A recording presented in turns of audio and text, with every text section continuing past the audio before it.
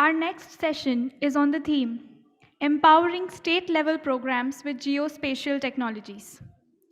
As a federated country, the collective economic growth of states is essential for the country to achieve its financial and social milestones. Our states hold responsibilities for numerous functions across sectors like water, local governance, land management, and more. The need of the hour is to transform the planning, implementation, and monitoring of governance in Indian states. This session will focus on the potential of geospatial technologies for states and the strategies for deploying and maintaining them. May I please invite our first speaker of the session, Shri Akhilesh Srivastava, IT Advisor to Government of Uttarakhand, who will be joining us virtually.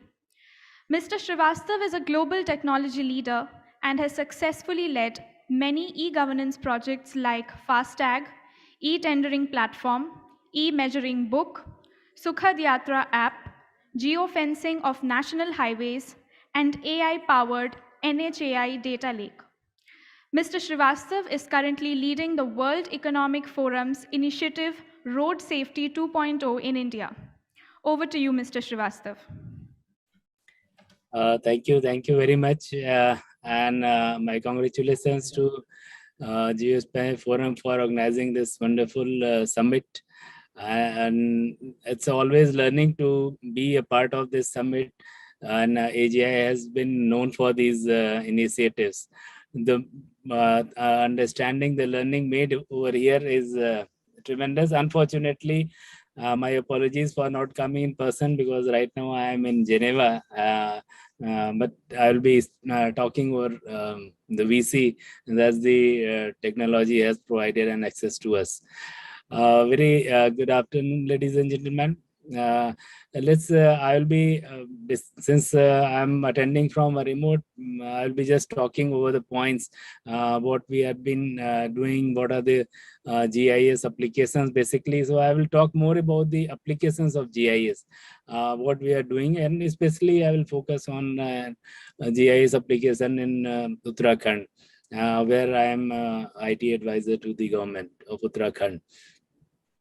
Ladies and gentlemen, firstly, GIS is actually, you all know, is a technology which is transforming the the world, the way we perceive the things now.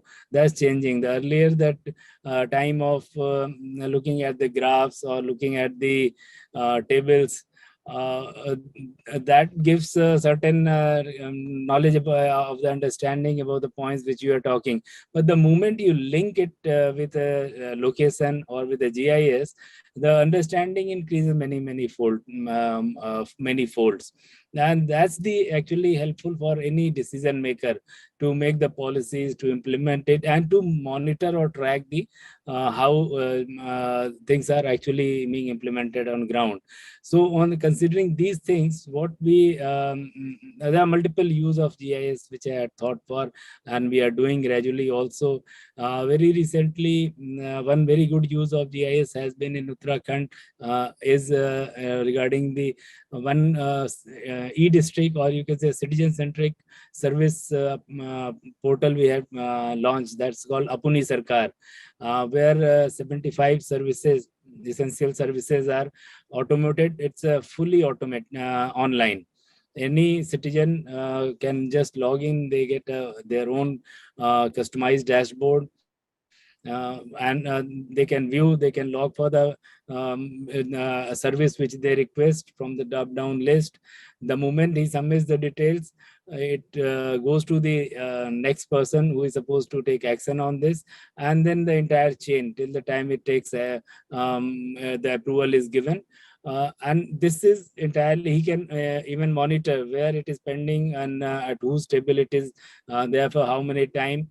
And not only this, so there's the normal thing is happening, and the application. So yeah, for next time we want to apply for another application, the citizen is not going to fill the complete form, because 80% of the form is already input are taken from the one form which he has filled.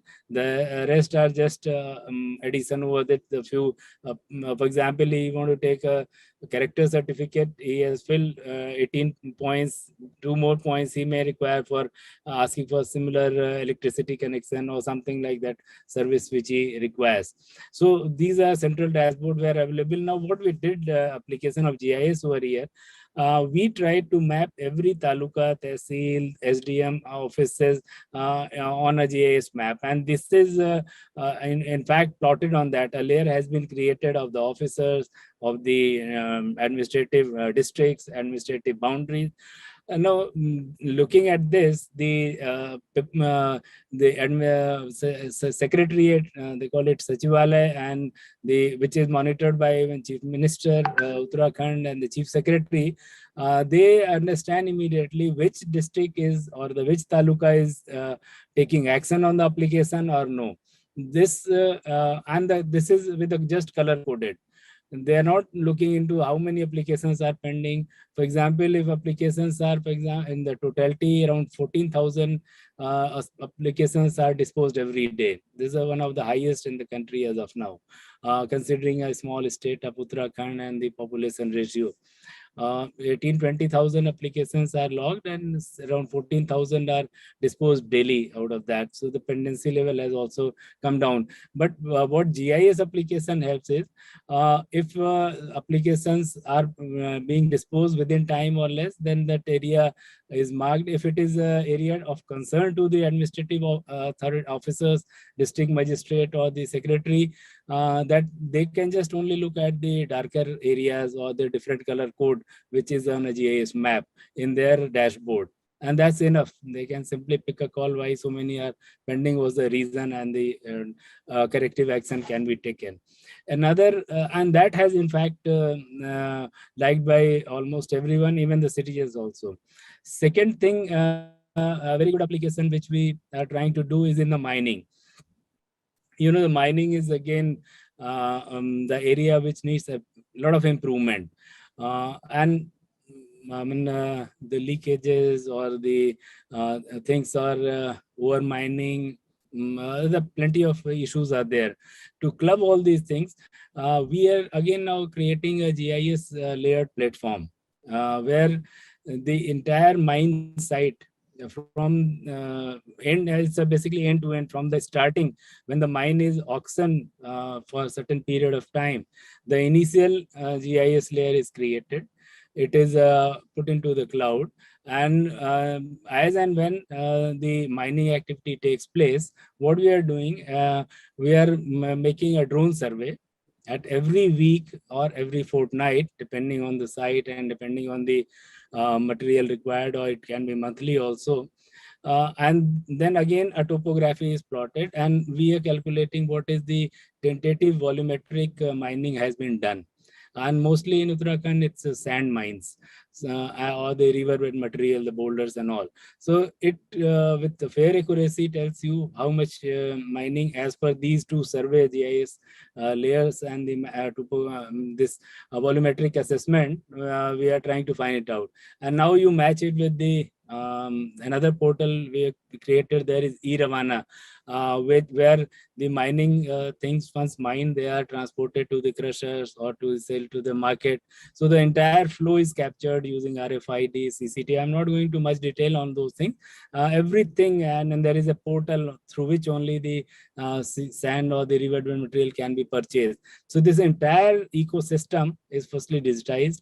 It's based on a GIS good survey map. It's based on, you can say, different layers of GIS has been prepared. So this has helped to, in fact, revolutionize the it's going to revolutionize the mining in the state like Uttarakhand, where it's open mine areas are there. It's not a coal mine or a restricted mine where there's but one point entry exit is there. It's a riverbed. That's the second application where we are working. Third application is another very useful application of GIS, which we are promoting, is related to the, you can say, the health services. And here, we very recently launched a pilot where the medical colleges have been put on a single blockchain-based platform. And again, different layers of GIS, what are the diseases are there, what the population of the area, the cadastral map, the district boundaries. And very surprisingly, while doing in the pilot itself, we started finding many issues which could have not been brought out, or if somebody reports only, it comes to the knowledge. But by this GIS mapping, we can say this is the area suddenly why a lot of medical issues are, why the testing is rising, why a lot of people are feeling ill into this particular area, and a proper intervention can be done. Fourth, very important thing, again, is the GIS, which we are trying to use in Uttarakhand, is disaster management. It's a hilly area, landslide prone area. If continuously rains, especially during the monsoon season, it's very common. Many roads are often found blocked or closed. Here again, we are trying to mitigate the disaster firstly. Then if it also takes place, then how to very quickly clear the debris and open the road. So in disaster management, the different layers are very, very helpful. We identify, because without help of GIS, what happens in disaster, the inflow of information is huge. We start getting n number of informations. It's almost everybody is calling, here is the road, this is the information. But if all these informations are plotted on a GIS map, that gives a very good picture to the rescue authorities or the people. They come to know this service is available within this vicinity, and that why can't this can be utilized, and these people are approaching, or these things can also be tapped. So I'm sure, I mean, the work has started very soon, before maybe before this monsoon. In some of the areas, in disaster management, we'll be using this GIS very aggressively, which are the most prone disaster prone area. And these are certain use cases which I just wanted to discuss. But then so there are a few challenges also we face is with respect to the data. How we are going to get the more and more and accurate data? For example, in smart city Dehradun, we try to link the electricity bill or the water bill along with the house numbers and all, and once it is paid, you link to the platform, you come to know these only red mark houses has to be tapped by the administrative authorities or the electricity board. Rest people has paid. But then this demarcation of boundaries and then quick updation of these things, this becomes a little challenging. I'm sure some solution, you guys experts sitting over, you will find how this can a crowdsourcing of the data be a good source to keep on updating, like Google Maps and all these people do. Something has to be done where your vital data which are required for effective administration, these can be quickly updated, or it can be regularly updated in a real-time basis or continuous basis. Because periodically taking data, feeding into the system, and then running the show, it's a little challenge. But if it is something like crowdsource or some methodology can be found, it will be actually very interesting and good. And second challenge which I face is the availability of very skilled people into the GIS, this field. In a state, of course, like Uttarakhand, I will be talking. There we found the people, but when we actually go to the disaster-prone areas which are slightly remote, the availability of skilled manpower who are expert, who can create different layers, they can interpret outcome of this. That's again another challenge which we are facing. And I do not know about rest of the country scenario or the statistics. I don't have about it. What is the skill set of the GIS engineers or the experts available? And is it enough? Because the way the things are increasing in this field. This is going to be probably you after some time soon you find that these graphs or the PPTs are gone. Now it's all GIS, you giving the real picture and the correct thing linked with the location. So that's all I just wanted to discuss over here, and I'm very thankful to the people listening me and remotely. I'm again thankful to the organizers. Thank you very much, Mega. You can take it over further. Or any questions, please feel free to ask me. I'm available for another 5-7 minutes, please.